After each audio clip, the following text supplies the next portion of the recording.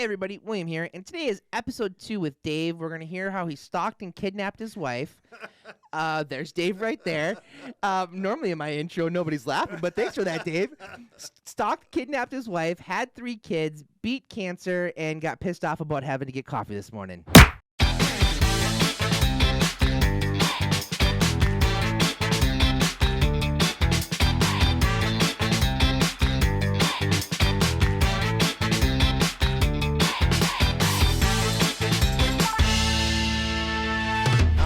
Well, hold on. Let's get into this. Well, because I still haven't learned the things I needed to learn. We haven't yet. She only wants to know how I met my wife. Yeah, the podcast that's it. Yeah. Everything else is just like. I like the whole. I like first human episode. relationship stories. I know you do. Like that is like something I really love, and that's other people love it too. So it's not just me. All right, can we rock and roll here? Yes. All right. Yeah, let's. I'm having fun. It's like you're working a Xbox controller over you're like gaming while we're doing this. Well, I gotta know the wide angle. I gotta know the close up on you, and I gotta know the Sarah and William. No, go back to the. I'm gonna send Dave this picture because it's really good. You just don't see how great it is when your back is to it. Yeah, I don't want to look at it. Don't look. Me? Yes. Oh, good Lord. Yeah, that's great. That's pretty fantastic. Hey everybody, William here, and Sarah, and Dave. That's Dave. Dave. All right. Wait a minute. Whoa. Dave is a repeat. Haven't we already heard from Dave? All right. Nice to see you guys again. I'll see you later. Good podcast. Yeah, thanks for coming in. Now get the hell out. Thank you. No, so we left off, like we went on this long, last time we were with Dave, we were learning about going to school. We were going to school for radio, and he had these tapes, and thanks for the water, babe. You're welcome. And you were telling us, we just went on this tangent about radio, and which was awesome. It was awesome. It was super duper awesome. But Sarah didn't get to ask her questions about, what were you wanting to know about? She wanted to know was how I met my wife. How you met your wife. Like the life stuff. Like radio is cool. Yeah. But like that's not everything. Sorry, Dave. Can I ask you guys a question though Yes. before we kick all this off? Yeah. So you've recorded like 4 or 5 podcasts since our first meeting. Yeah. Right? And that's going through the lives of all of these people. Yeah. Right? And you've had, 30 whatever podcasts before 40. that? Yeah, 40, something like that, yeah. So I should probably know that. Yeah. What is it about, like, digging into people's lives in a very specific way that turns you guys on? Like, that you find fascinating? Man. Because you got to have a lot of patience when you say, let's start from the beginning. Yeah. I always wonder That's a that. will. This is like will. Like that's what I mean, yeah. I always imagine at a party, like that's what you're doing. You're just kind of grilling people about their lives. Where people usually like to talk about that, me. Yeah. But is that how you act at a party? Do you go up and say, let's talk about you? Kind of. Yeah. Well, it depends because Okay. Will likes to host the party, which means he Yes. is going to be cooking, Right. which means he has an activity, and that is how he likes to go to a party is by hosting it. I can't see Will sitting still at home for very long. No. No. If he sits still, it's time to go to bed. Yeah. Yeah, that's super true. Sleep just takes you over and knocks you out. Well, about 8:30, it's bedtime. Yeah, but you find people's stories fascinating, Yes. right? Well, when I find the person fascinating, yes. Yeah. Like, and I have to ahead. say, Will, thank you. I have to say that everybody has a story. Everybody is Yes. carrying Mhm. something Yes. with them. Mhm. Yes. And they've never either been asked or had the platform or felt safe to share it. And so I think by going back, like I can think to so many different people that we've interviewed, by going back and going to their childhood, it's so fascinating to then see how they showed up today as an adult. Yeah. yeah, and that might be way deeper than what I would say. Maybe not. But if I'm gonna if I'm gonna get to know somebody, like I want to know them. I don't want to know the shit they just want to tell me about. Right. I want to know where they grew up, if there's any similarities there, if there's anything that we can, bond over, anything I can learn from. That's what it is. That's what it is. Can you learn from? Knowledge is my personal core value. Right. It's my number one core value. And if I want to learn about people, and I want to see if there's anything I can learn from them, and just learning about somebody helps me learn. I learn something in general. Mm-hmm. So and that's why I find interviewing people so interesting, because I get to learn, and I get to ask questions maybe a little deeper than some people would want to normally share, or would normally share in just normal conversation. Right.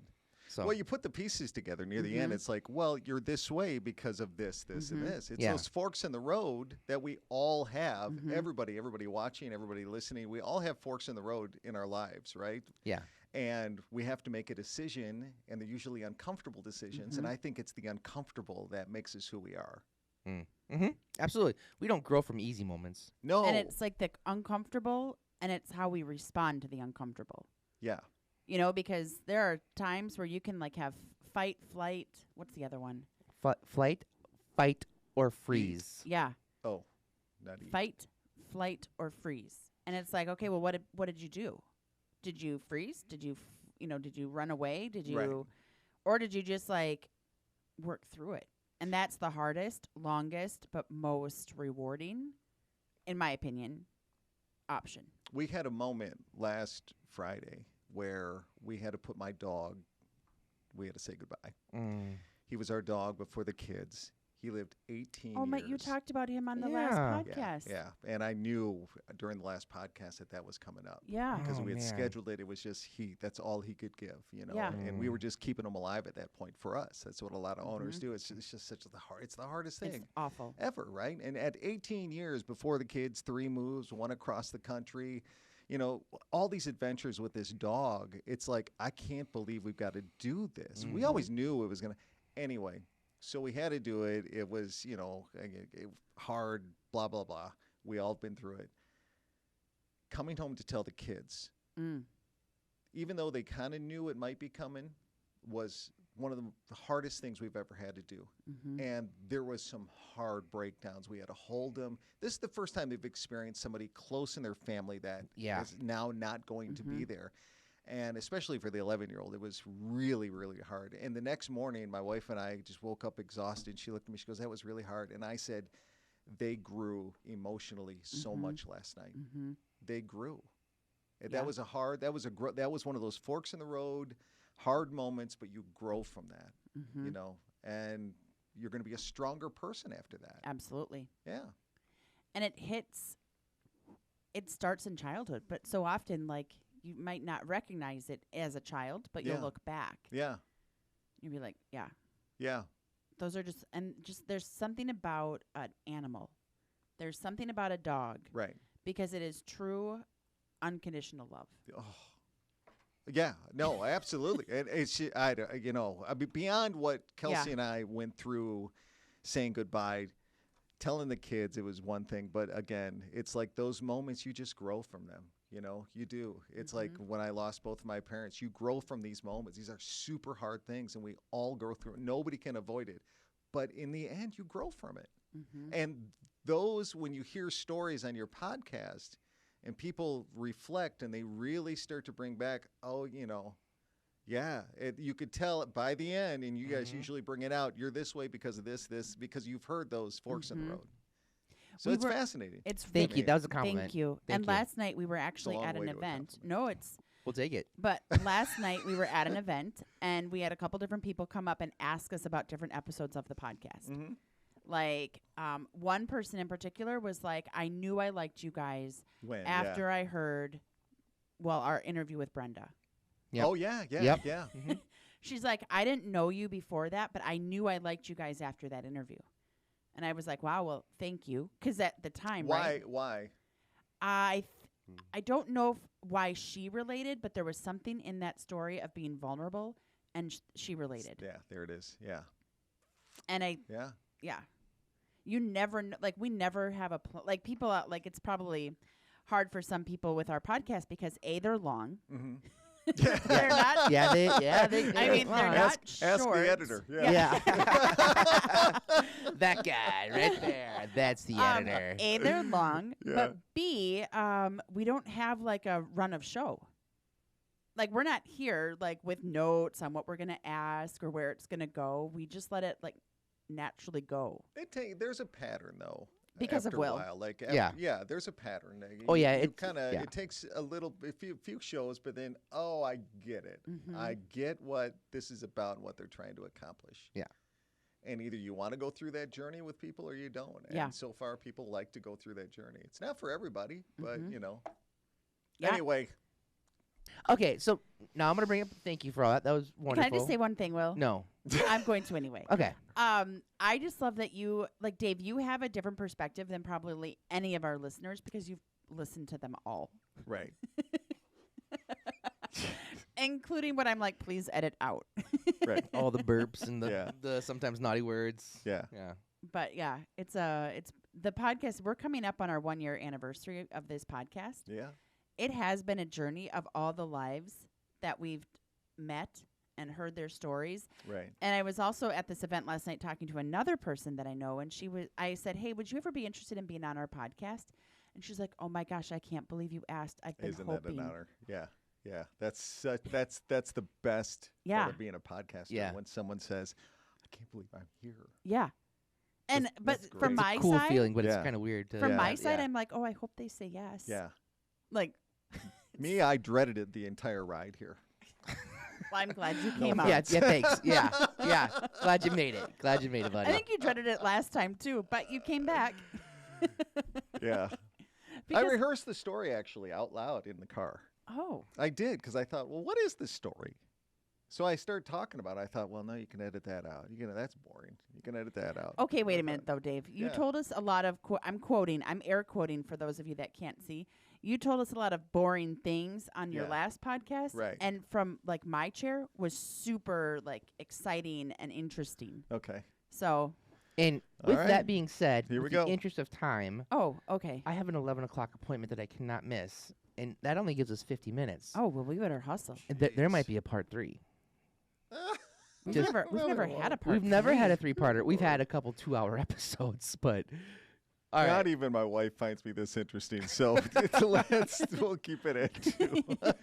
We'll see. We I don't even shall find myself see. that interesting. Oh man. All right, let's go. What's your first thing? All then? right. So we left off college, first job, same hours as college. Good memory. We're apart. Excuse me. Where about in there did you meet the wife? Okay, so let's take. I graduated early '90s. Graduated college.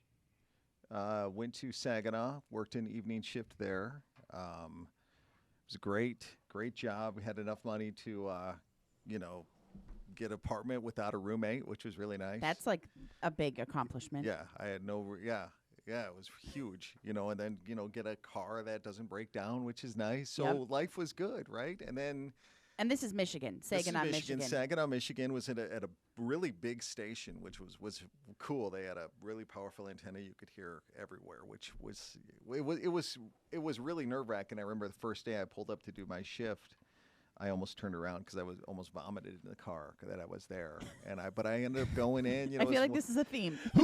Yeah. Yeah. Yeah. But it was one of those forks in the road, one of those hard moments that you will never forget, Yeah. right? But there was something that took me in there. It was probably all that money I paid in college to get that degree. And then you walk in there and then everything worked out. And I was there for a couple years and hung out with people my age, and we'd go out, and it was just a fun, innocent time, right? So is there that was no mortgage. AM or FM station? It was FM. Okay. Yeah, it was Okay. FM, and I did the evening shift, and it was fun. It was a lot of fun. And then the guy that ran those stations went to Kalamazoo, Michigan, to run a series of stations over there, and he called me. He said, "Would you like to come over here and do what you're doing there for the same amount of money?" And I said, "Well, that's stupid, but yeah, let's do it." And total lateral move, but I went over there, and so I started in Kalamazoo, Michigan, doing the evening shift, and did really well. And that's when I got my first opportunity at doing morning radio, which is where I kind of stayed for Yeah. a couple decades after that, which was a lot of fun. So I transitioned from that schedule of being a nighttime guy to now doing a morning thing, which is a whole weird. Because morning radio starts at what time? Well, we started at like 5:30, so you Yeah. got to be up at like 4:30, something like that, and then just the audience is different. It's just a whole different thing. So it took getting used to, and then you're working with people. So I had like 4 other people in the studio. There was a lot of action, a lot of energy, and it was just. And then after a while, it was just so much fun. Go ahead. I have a question. Yeah. So you're stationed in Kalamazoo. What would it be the equivalent to here in like the metro, like Minneapolis area. It'd be like Dave Ryan. Get out of here. Yeah. We should get your autograph now. Yeah, Yeah, you should. yeah. I am very famous in Kalamazoo. I think we have a couple I mean, fans there. big They might deal. know you. Yeah, Big they deal. might know you. So how did you like start off your show? Did you have like a shtick, like a? Oh yeah, what was the opening? God, I have no. I don't know. I maybe we had it was a long Dave time has ago. blocked it out. We've been through a lot since then. But no, it was like one of those kind of like those morning zoo things where you'd have like a guy call in. I had a guy on my staff that just did voices. You know, he just did professional voices. Okay. And so he would call in imitating like the president or something. It was just that kind of thing. It That was my fun. life. It was just fun. You know, and there was no mortgage and bills were easy. It was just easy living. My back then. friends You and I, remember we those all days. talk like, how did we make such like hardly any money in our Yes. 20s? We had the best times. We had the best social life. We had no worries. Right. Sometimes you're like, oh, to be 22 Yes. And then life just boom. changes. It just hits you over the head. Yeah. But you don't realize it's coming. That's why I always tell people that just enjoy this ride right Yes. now. You know, every moment in your life is special, but enjoy this ride. So it's great. So let me get on to the wife thing, your original question. So I'm in my apartment. I've got the local news on in the living room. And I'm in the bedroom and I'm preparing for the show on the computer, right? There was no laptops back then. You actually had to be at the desk, which is in the bedroom. So I'm preparing and I'm listening to the local news. And Judy Marquis, who's the anchor, was introducing a story about something like bobsledding in the summertime. Somebody set up this bobsled track that you go down and you can go down in the summertime and something like that. Real offbeat, kind of fun story. And they said, Kelsey Carlson has the story. So I thought, Kelsey Carlson, I knew everybody in TV, everybody in radio there. I thought, I never heard of Kelsey Carlson. And so she comes on, and right when she starts speaking, my head went up. And I thought, that's the most unique voice I've ever heard. So I got up and I walked out, and all of a sudden she kind of appeared on television. And I thought, oh my God, look at that. She's beautiful, and she's got this very confident demeanor about her. And she was only, 23, 24 at the time. And I thought, man, I'd love to meet this woman. And it sounds really weird, like, well, I got to meet the TV, person. It's but not this creepy at all. Yeah, it's not creepy at all. No, It's don't not make it weird. creepy Don't at make it weird. So I just remember that one moment, and I thought, she just seems very confident. So I remember, seeing her on TV over the next year, and always thinking, man, she's just smart. You could just tell, like she's just smart, confident, blah blah blah blah. So April 15th rolls around. Now April 15th is what? Tax day, right? Tax day, right? Now, back in the 90s, tax day was a big deal because the post offices stayed open until midnight. Yes. They no longer stay open until midnight. But back then, they stayed open till midnight because everybody would drop their stuff off at the last minute. And so it would be a big event. My radio station would be out at the big post office in Kalamazoo. We'd set up the promotional stuff, give away prizes. We'd be on live. And there'd be a line of people a mile long down the block. And all the post office people would be out there taking. And it would be a big party, right? And the TV stations would come out. And the TV station did come out. Guess who was out there? Kelsey. So I told my buddy, I said, man, I would really like to meet her. Of course, that's all it took for him to torment me. He goes right over, he gets her, brings her over, and that's the first time we met. And she looked up at me with these beautiful eyes and this beautiful smile. And I don't even remember anything about the conversation, but that's all it took for me. And I could tell, like, she was, all she could think about was why she was there. She didn't care at all about me. And so we went our separate ways. It took a while after that, but, like, she was always in the back of my head. Now, I had been dating. I had other girlfriends and stuff like that, but nothing in the way of, You didn't feel like that immediate connection. No, like, I want to, like the story you guys tell of, going to Kmart, I think. There was nothing like that in my life. Like my version. I don't know if Will has that version, but that was my version. That was your version, right? I knew. Yeah. Yes. So, so I had a buddy named Tom. Tom Warbeck, I went to college with. He worked at a TV station there, and he said, hey, do you want to go to a wine festival with me? I said, sure, let's go to wine. Well, guess who was there? Kelsey. That's when we had our first conversation, which was really nice.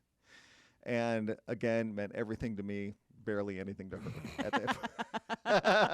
Oh, You're man. like, I have Yeah. arrived. Yeah. Yep. So Yeah. I'm thinking, okay, she was just somebody fun to meet. You know, I was dating around a little bit. And finally, I'm thinking, you know what? I'm almost 30 years old or 30 years old at this point.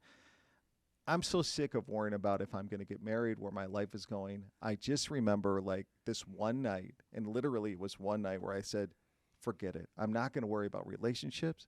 I'm just going to be by myself. And I don't care. I'm comfortable with that. I don't care about the pressure of getting married for my family, whatever. Yep. It's all done. And there's something about that moment in your life where you just give in to any possibility, not what you want or what you think it should be, but that possibility where it might not work out. If you're comfortable with that, that's when things start to come together, Yeah. right? I remember my buddies called me up and they said, hey, come on out. We're going to go out. So I went out to a bar and we were just sitting This is around. after Wine Fest. This is long after Wine Okay. Fest, and we had met a couple times. And I went out and I was very comfortable now with being single for the rest of my life. You know, and it was cool. Isn't that a spinstress or a spinster? Spinster. Spinster? Yeah, that's like Yeah. that's what a female version is or whatever. Whatever. Yeah. I was very Yeah. comfortable with it, and I was happy. Yeah. I was really happy with that portion of my life. We went out. Guess who shows up? She shows up. And I thought, well, look who's here. And still, I was very comfortable with, you know, just having a conversation that night with this amazing woman. So we started talking about relationships. This is about halfway through the night. And she looks at me. She goes, well, you're never going to meet a girl in Kalamazoo. And I said, well, apparently not tonight. So I walk out. Oh, I you thought, witty bastard. Yeah. Yeah. Yeah. Does she remember that line? Oh, apparently I'm we'll have to not answer it. I tonight. said apparently not tonight. Oh So my word, that's fantastic. yeah, so I walk out. I thought, well, you know what? She's unbelievable. It was really nice. It was really nice to meet her. Well, we met up one more time, and we ended up having a longer conversation. I ended up emailing her a couple times, got her phone number, and I think everybody remembers in the relationship that one conversation that cemented it. Yep. And it's usually a really long overnight conversation. We had one of those on the phone, and it really brought everything out in her laugh, her sense of humor. She's really funny. And that's when she gave me a chance, and we started going out after that. Wow. Yeah. And so I love this. you do. Yeah, I love Because I'm thinking, is this I don't know. I think it's fantastic. Okay. Look at that face. She is I absolutely know. loving And this. Will's Yeah. thinking, okay, just get two. I'm like, Wait. I mean, hey man, you got your 4th shot here. You should count your blessings on that one. Like, Well, I'm It's just amazing. I'm I just know. saying, right? I know. Legit. well, 'cause to you- me, you think that, and I'm like, the universe wasn't going to let this go.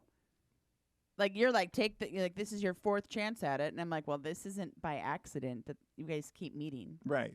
Right. And with her, she wasn't Okay. interested in a relationship at all. Like, she was Career focused on path. work. Mhm. You know, like at that time in television, she's a reporter. Most people have a camera person to go out and, you know, do the camera work, and then an editor to help them with the editing. Well, back then in that market, she's called a one-man band. So she came She's in doing it all. doing everything. She had to set up the camera. She had to wear a suit. She had to go out and get the interview Really? people. Then she had to take it back, write it. Then she had to edit it. Oh my word. This is how Kelsey started. So this is, I mean, like, it's an She doesn't have unbelievable time.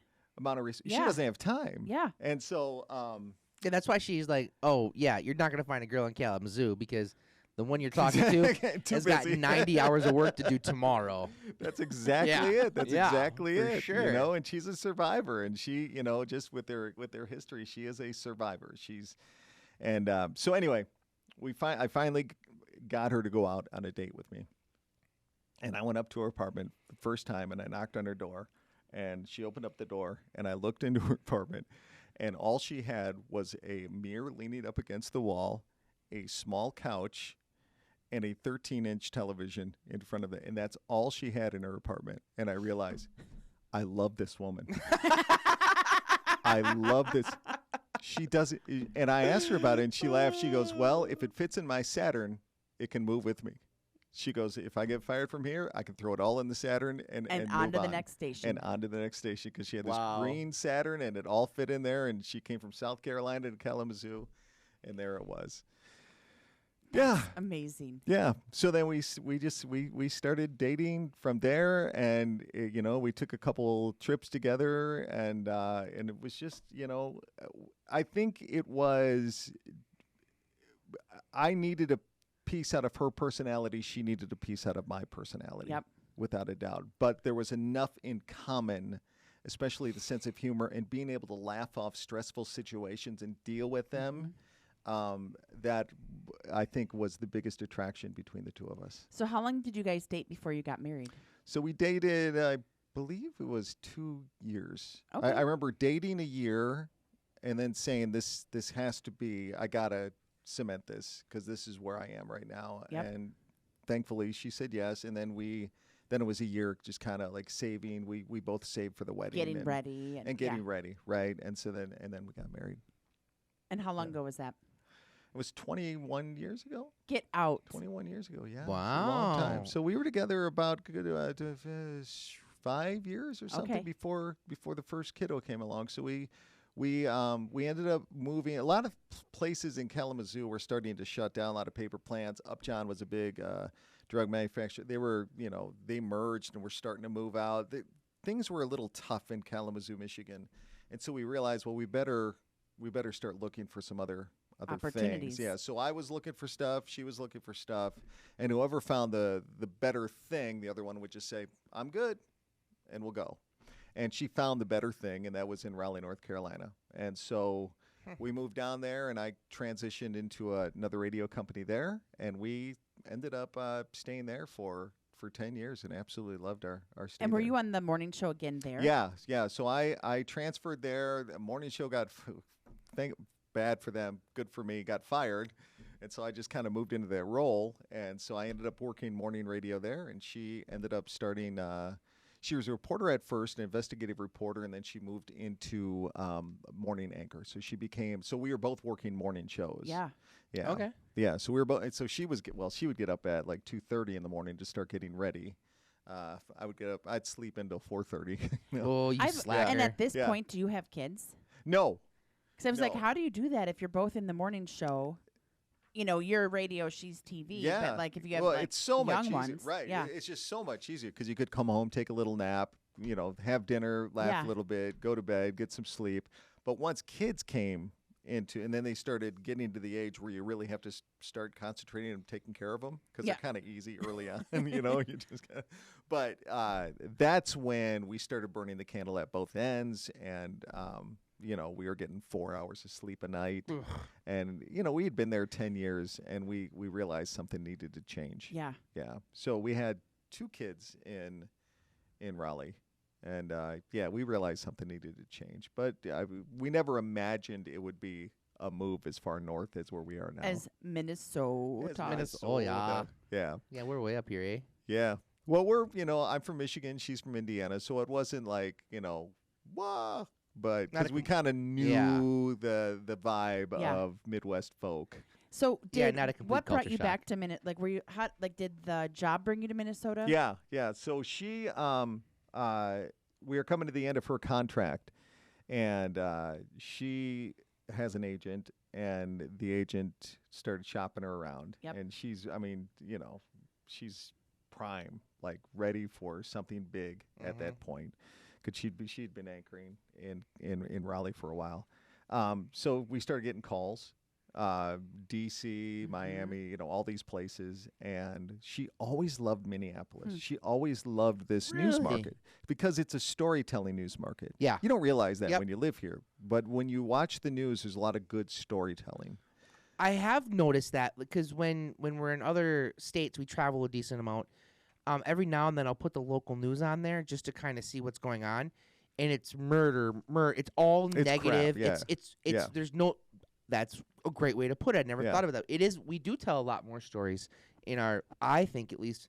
Well, I haven't watched news in a while, but last time I did, it is more stories. So. Well, Wow. up until the last couple years, there wasn't a lot that went on here. It was pretty much, your run-of-the-mill crime stuff, but most of it had to be, You got to get creative with your Yeah. news product here. You Like know, the like the water skiing squirrel. like the water ski squirrel, exactly. That's exactly where my mind went. Yeah. It's a thing. So how long have you been in Minnesota? 8-9 years now. Okay. At this point, so we've been here a while. Anyway, so she got an offer at the Fox affiliate here to do the 5, 6, and 9 o'clock, and we decided to make the move. And so in TV, is that because I know we call it prime time, but as an anchor, Yeah. is that what your goal is? yeah, that would be prime time. Okay. For people that are anchors. Yep. Yeah, so we moved. She got the opportunity. We moved here. My company that I was with down there was here, so we got to. It was an easy transition. Mhm. It was hardest, I think, on the 7-year-old. He turned 7 the day we actually moved in. Oh my gosh. It was 14 below the day the moving trucks were pulling up. The day we unloaded, it was 24 degrees because we moved in January. I mean, heat wave. Yeah, and so and I remember taking him to a lake, and I said, "Hey, buddy, we're standing on ice," because he's from Raleigh. You know, he's a. Oh, he that's didn't understand true. the concept. I He's said, a "Yeah." Southern kid. That's So kind of I interesting. dug through the snow. I said, "This is ice. We're standing on it." He couldn't believe it. Standing on a lake. We're standing on a lake. Yeah. Wow. Yeah. You know, we had 2 kids, and that's kind of where we were going to be, and that's fine. Life was great, and then we got pregnant, and so now we're, you know, and so she's only in this job for a year as an anchor, and we Okay. get pregnant. Mm. You know, which how did that happen? Apparently, Yeah. stuff still works, and here we are. Yeah. You know, so now we're pregnant, and so now she's got to explain to her bosses, I'm pregnant. I'm going to be going through the next 9 months on the air as a pregnant person. Yep. And so we had our third baby, and that added a whole new stress to our life, because I was working at a marketing agency along with doing some radio stuff. Mhm. And then I decided, you know what, this can't. So I quit the marketing agency, did the radio stuff at home. Yep. And then she would do her thing, and we would start to raise now 3 kids. How old are the kids? So the kids are 15, 11, and now 7. So I've got 2 boys, and the 7-year-old is a girl, which is just a whole another She's thing, the youngest right? and a girl. Yeah, Oh, man. and she is funny and tough. She is her mom. Oh, yeah. the funny youngest and a tough. girl. And Yeah. funny. Did you She's- hear that? part? And tough. And tough. She's gonna be a badass. Yep. Yeah. Oh, there's no Yeah. doubt. There's no doubt. She can handle herself. Yep. Yeah. She came to me yesterday or Sunday night with all of her laundry from her closet, and she throws it at my feet, and she goes, "I decided that you're going to do my laundry every Monday night." Okay. Oh, she's putting you on a routine. She's hired. I guess she's She's watched her mom. You know, she. So yeah, so that's where we've been Oh, that's adorable. since then. Just raising, 3 kids, and kind of, it's Okay, just. It's, I have questions. All right. Like for real though. How do you maintain a relationship when someone's basically gone every night? You know what? I think it's the. Is that too personal? I don't mean, but I'm just like, wow, because that's not like getting home at 8. Because what time do you get home from the nightly news? She gets home at 11 Yeah. every night. Yeah, it's it's the foundation Right. of yeah. our relationship. Absolutely. It's the foundation of how we got to know each other, Mhm. Yep. the times that we spent getting to know each other, and then the time before kids, establishing a life, doing some travel, really connecting. We know who each other is. We know each other, Yeah. right? Yep. We know each other. I know that all of my heart is with her, all Yep. of her heart is with me, and we're kind of in business. I think parents will, that have several kids, you're kind of in business mode. You got your business that Yeah. brings in the money, Mhm. and then got the business of the house, The right? managing of the household. All right, yeah, we're going, we take out the calendar, we're going through, there's, even before I left, we're going through logistics. Everything is logistics of getting the here and there, and it's all wonderful, but it is such a great question, how do people do it? Yeah. Because this is where you see a lot of people get divorced, where it's really tough, and they say, you know what, it'd be better if we just did this separate. And I get that. I understand that, but I think it's just the foundation and all those years we put in before we start having kids that, and then look at me. I mean, how could you? I mean, I mean, Stud muffin. it's like what she, she's every night she's gonna look. Am I gonna get something better than that? you're gonna going to see a lot of options in Vegas this weekend. You know what's funny? You're gonna see a This- lot of things in Vegas. This Yeah. weekend. Yeah. It was like back when we first met, there were chat boards. Oh yeah. You remember chat boards? Yep. So the real popular chat boards would always talk about anchors and who's hot on TV. Okay. Right? So when we first started dating and it kind of got out that we were dating, there was an entire topic with like 100 people responding.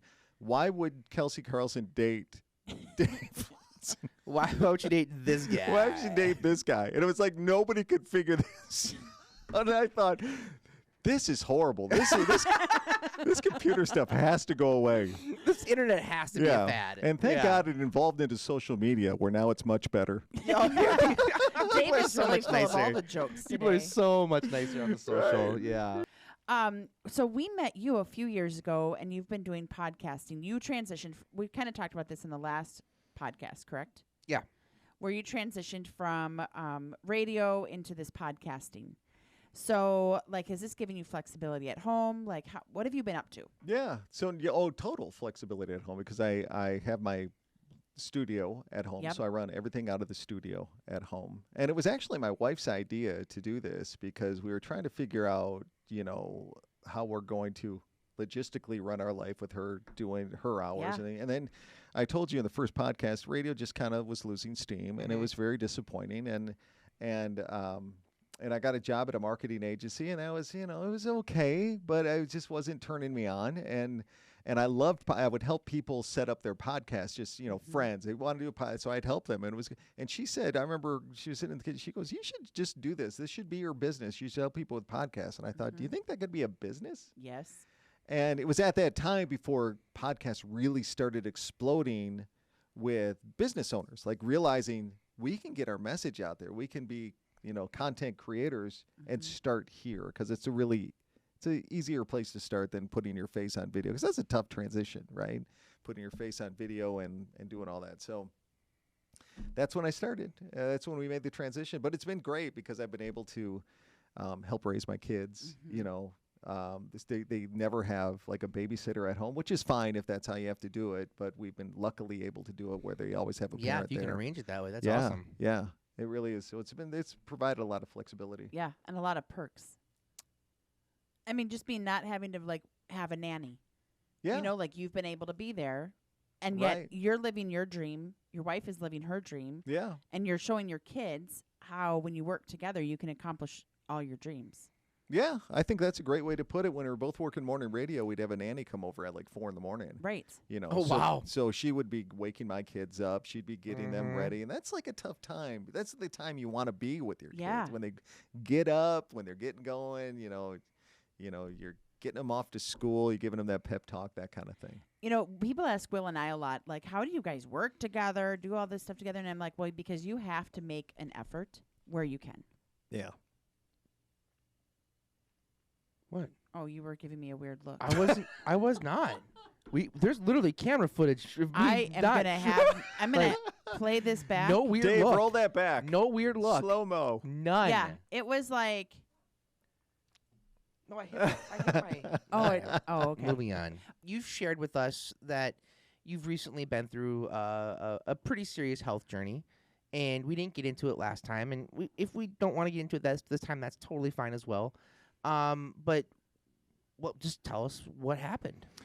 Well, so the last 4 years, life really came home. My dad, died instantly from a heart attack. And then, so we had you start losing your parents. Life becomes real, Yeah. right? It's like the worst fear in a kid's mind, right? So then a few years went by, and my mom was never right after that. She would stay up all night with the TV blasting either Fox News or the Tiger game. One of those two would be on. They would be blasting all night long. So she never really got good rest.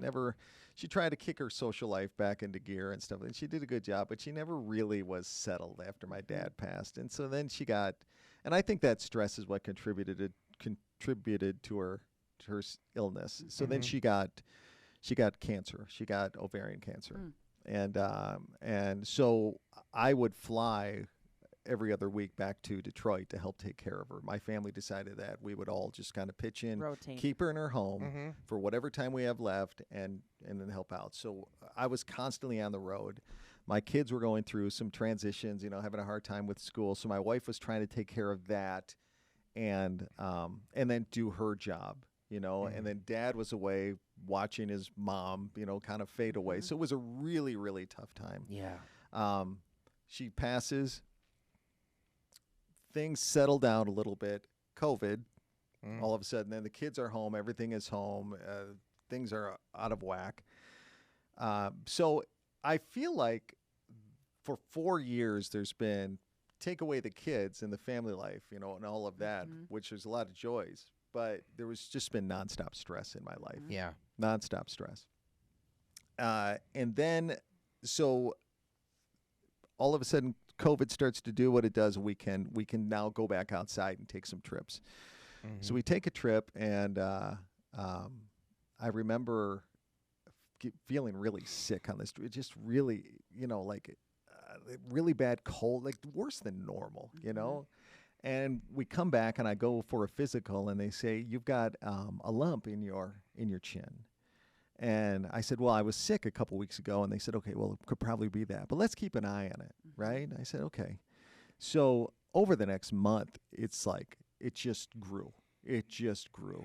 And I thought, okay, is this an infection? What is this? And it started to become very worrisome. I went in for a couple tests, and one came back just after Thanksgiving that there might be a possibility of some aggressive B cells. And I looked up to see what that was, and that meant lymphoma. And I thought, well, and there was just like a tiny possibility from this test. So we went to an oncologist, and he said, listen, I don't think you have anything to worry about. So like, this is just before Christmas, right? And I looked at my wife with such a huge relief. Like, we both started crying in that office. He goes, I think it's an infection. He goes, but we're going to put you through a million tests, Right. Like, I think in the back of his mind, I'm going to put his mind at ease right now. Yeah. But I think at that time he might have known. So we went through a bunch of different blood tests that were sent all over the nation. All of them came back normal. And then we did a PET scan, and he called me, and I remember there was a guy fixing my microwave because it caught on fire. So he's in fixing my microwave in the kitchen. I got a call from the oncologist. He goes, this is what you got. We got one form of cancer that we're going to put you through aggressive. It's lymphoma. And we're going to put you through aggressive chemotherapy, six rounds of it. And then the other thing that you have, there's no cure. And it's just going to disappear, and it may come back one day. And I said, okay, well, you're thinking, okay, I've got 3 kids. They're small. I've got a wife who works. This is just like the worst thing that could happen. And it's the worst thing that could happen at any point in anybody's life, really. But when you're youngish, it's just like, I didn't know how to handle it. Yeah. I didn't know how to handle it. So God bless my wife. She just went into mama bear mode. And she stomped, and I remember her like kicking the door open, and she looked at me, she goes, cancer picked the wrong family to mess with. And she goes, this is what we're going to do. And this is what I love about her. She goes, we're going to get a nutritionist. We're going to get a psychologist so you can deal with this. Because I was just a mess. Like, I was like, here, help me. I was like, I didn't know how to handle this. Yeah. Yeah. And we're going to do all this stuff, and we're going to come out the other end, and we're going to be great. You're going to be cured. And I thought, that's all I need to hear. So we put all that into action. Weekly, I started meeting with a psychologist who helped me deal with like my fear of death. And I know that sounds weird, but then putting everything else in perspective. Well, having just lost parents, and and not learning how to ruminate constantly about what you're going through. Look at the facts. Blah blah blah. I got a nutritionist. I basically changed our life. So then I started going through the 6 rounds of chemotherapy. Thankfully, after the second round of chemotherapy, they did a PET scan. Everything was gone. Get out. 2 rounds. Everything was gone. That's when I realized, well, wait a minute. I guess life might not be over here. Wow. And so my oncologist even said, well, maybe we only need 3 rounds. So he called Mayo Clinic, and Mayo Clinic said, well, no, this is the standard. This is what you should do. So we ended up going through 6, which is anybody listening that's gone through chemotherapy, it's hard. Like, the first 2 or 3, it's like, oh, well, I don't know what everybody's talking about. This is no problem. It's a cumulative thing. It really is. You get to about 3 or 4, and it's like, oh, boy, I don't want to do this anymore. And then you get to the 6th one, and it's like, I'll never do this again. Yeah. That's what you're thinking. And then, long story short, it came back at the end that it's cancer-free, no sign of the disease. I went to the Mayo Clinic because they specialize. I'm meeting with the doctor now that specializes in lymphoma. And they looked at and crunched my numbers, and they said, you've got the best chance of this not returning. They said you still have the incurable stuff that's deep within your cells, but people, will go 15 years and it doesn't return. Yeah. You mentioned you're going to a nutritionist. Yeah. So how have you changed your diet? I no more meat. Gluten-free-ish as much as I can be around kids. I was supposed to get rid of sugar. That's a tough one for me. So a lot of you've removed a lot of the inflammatory things. A lot of the inflammatory things. Yep. No more drinking. I haven't had any alcohol in a year. I will probably have a little bit in Vegas because you got to have some fun. It's Vegas. Yeah. It's Vegas and it's required, right? Yep. Yeah. Cancer doesn't exist in Vegas, right? Yeah. Just like calories. I mean, none of it exists. Yeah, none of it. What happens in Vegas stays in Vegas. Responsible financial planning. None of it exists. None of it. In Las Vegas. Right. So, no more alcohol, and I only a little bit of coffee. I used to have coffee all day long. I've switched to mushroom coffee, which is actually a really good alternative. But I don't live my life. I don't live my life dying by that sword. Meaning, I don't. I loosen up. I have some fun. I do have some Halloween candy. I will do that stuff. Yeah. I will have some dessert. Like, I can't live my life in total torture. Yeah. Right? Do you miss meat? No. That's a great question. Yeah. I don't. I thought I would, but I don't. Once you drop it for a while, it's like, there's like, I've lost about 10 pounds that I haven't gotten back. I think it was because of all of the other stuff, the gluten. Stuff, for sure. Dairy. I don't do dairy anymore, so all of that's gone. Yep. So made a lot of those changes, and hopefully they will contribute to a very long life. And there's tons of. My wife always changes the way I phrase Yeah, things. Yes. absolutely, Yeah. it will. Yeah. But not hopefully, it will. There's we just listened to another podcast. Was it Colin O'Brady. Colin on Ed Milet, I do believe, right? Yep. Yeah, and there's significance. There's not a ton of actual medical research about the anti-inflammatory. There's a good amount of research about the high-fat diet and whatnot, but it's pretty well known that inflammatories do play hell with your body. Like, I know when I have gluten, or grains in general. Well, I'd say wheat grains, gluten. I know when I have dairy, and I know if I eat too much meat, and it does some stuff to your body. That's for sure. Well, it stresses out your body. And this goes right back to where I first started the journey with my dad, my mom, and then what my mom went through, and then, COVID and all that. I think stress is a huge contributor to a lot of bad things that happen to your body. And that's why I have, and I know my wife works in news, but there's no more cable news for me. I turn that off. Okay. There's no more national news. I'll get a little update from NPR or something like that, but there's no more national news for me. Yeah. I've switched my life where it's stress free. There's jazz on. There's jazz on in the kitchen. I'm not listening to hard rock anymore. Nothing like that. Like, it's all stress free for me, and it's more laughs, and I just feel that if you take away the foods that stress out your body, and you take away the stuff in your environment that stresses out your body, that you're going to be a better person for the short term, and I think you'll be healthier for the long term. And I don't enjoy talking about what I went through over the past 6 months, but I think it's important I talk about it because I met so many people that have it worse off than I do with cancer. And like there was always, I would trade it with you in a minute. Yep. But even though these people have really bad cancers, there's incredible technology and incredible advances out there. We're so blessed to live. I think somehow maybe we are meant to live in Minnesota just for the Mayo Clinic because now I go to the Mayo Clinic. Think about that. Think How about that. great is that? It's unbelievable. We've talked about that many back times. to that universe, right? Yeah, yeah. And Back so to that universe. I just want to tell people that when I talk about this, if you do come down, and so many people do, but if it does happen to you, it doesn't mean at all that it's the end. It means take a reflective look at your life, see what's going on, let medicine do its thing, and then make those permanent changes after. You're going to be okay. You're going to be okay. And it's almost like where the doctor buried it before, like this is not a death sentence. It's Right. Like you might get this terrible diagnosis that you don't want. Right. But it can impact your life where there's blessings through trauma.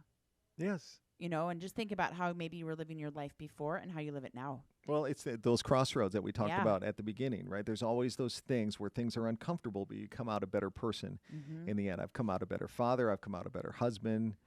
I think just overall have a better attitude about life. And, I think it happens a lot with people those JoJo Tough podcasts were so hard because I was going through the thick of it when you sent those to me to edit, and they were really hard to edit. But his attitude was like, if this guy can have this attitude with what he's going through, Dave, you can do it too. Anybody going through, listen to JoJo's, podcast. He's incredible. Absolutely incredible. I just got like goosebumps everywhere. I can't wait to tell him that. Yeah, I'm sure he's taking. I'm sure people that have listened to it that have gone through some cancer. I'm sure people that have know someone that has cancer have forwarded him that podcast and said, "Listen to this guy. Listen to this guy. It's absolutely incredible." He is. He's absolutely incredible. Yeah, yeah. So, just it's going to be okay. There's a woman that has breast cancer, and it's a breast cancer you don't survive very long with, but she went through and made these unbelievable changes in her life, and she's my old friend from Raleigh, North Carolina, and she's now living long-term with this. Her tumor markers have gone down because of those changes. Wow. Yeah. The stress changes that she made with her life that are really important, the dietary changes. So, don't just let the medicine do its thing. Make some changes in your life, and everything's going to be okay.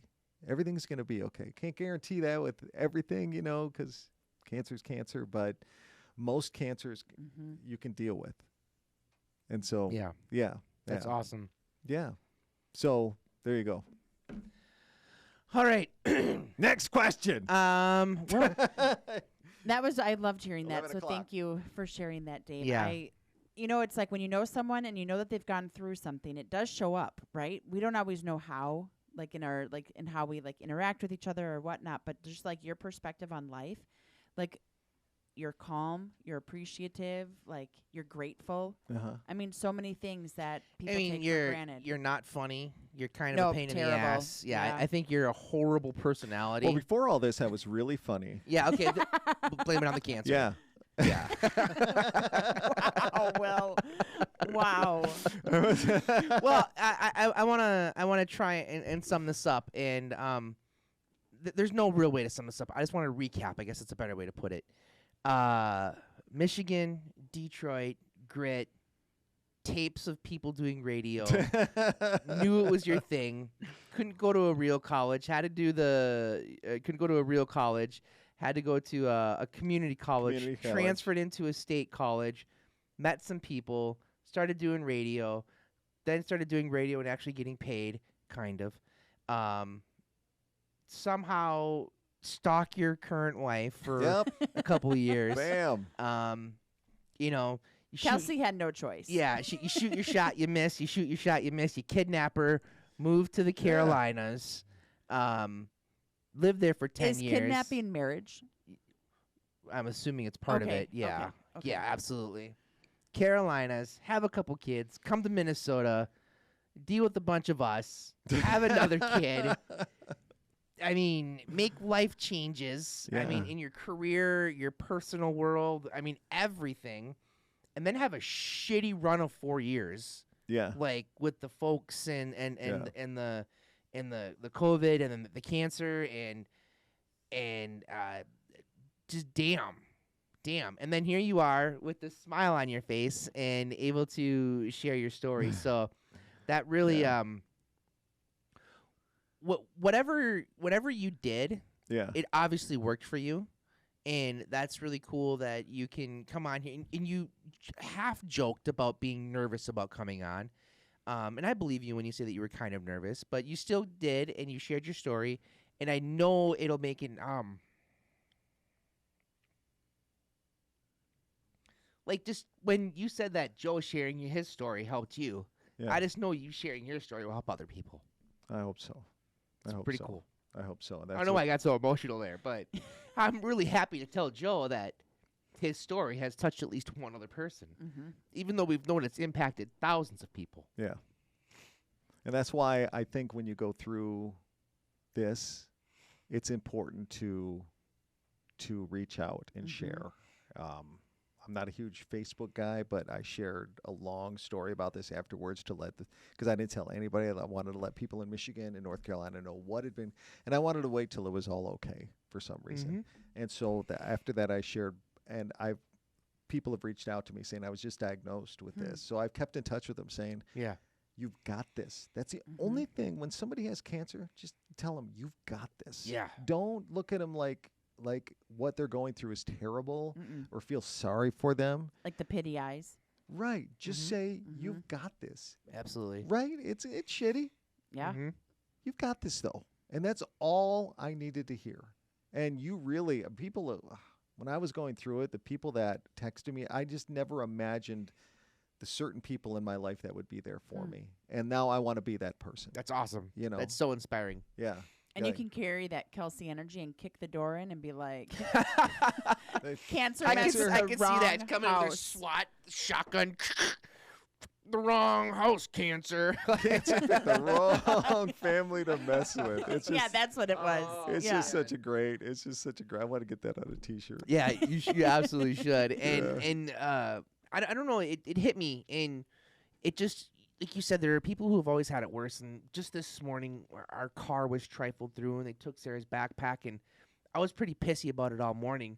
And then just hearing your story, just once again, it's just sets your shit in perspective.